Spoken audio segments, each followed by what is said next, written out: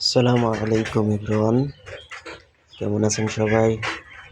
আশা করছি আলহামদুলিল্লাহ ভালোই আছেন। আমিও ভালো আছি।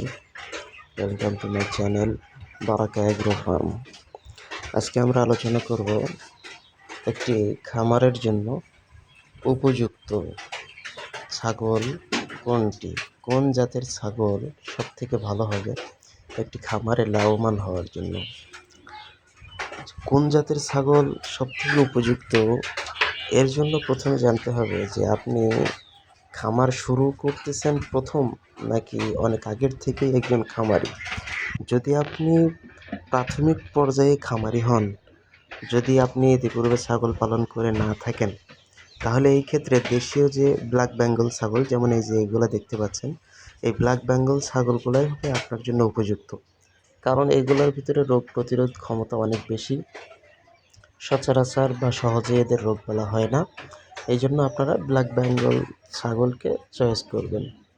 আর যদি অন্যান্য ছাগল প্রাথমিক পর্যায়ে আপনারা পালন করেন, খামারে নিয়ে আসেন, তাহলে এই ক্ষেত্রে তাদের রোগবালাই সম্পর্কে ধারণা না থাকার কারণে অনেক সময় মুসিবতের ভিতরে পড়বেন, ছাগল মারাও যেতে পারে।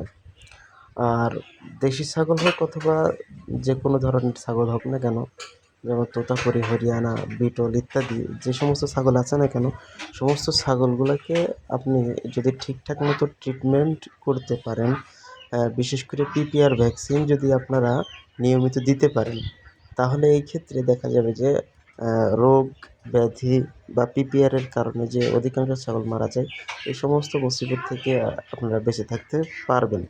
তবে প্রাথমিক পর্যায়ে আপনারা অন্য জাতের ছাগল না দিয়ে দেশীয় ব্ল্যাক বেঙ্গল যে ছাগল আছে, এই ছাগল দিয়ে আপনি যাত্রা শুরু করলে সব থেকে ভালো হবে। এবং খামারের জন্য সব থেকে উপযুক্ত হলো আপনি পাটি ছাগল রাখবেন। পাটি ছাগল রাখলে কি হবে, এর থেকে বাচ্চা হবে এবং আপনি ইনভেস্ট ছাড়াই লাভবান হতে পারবেন।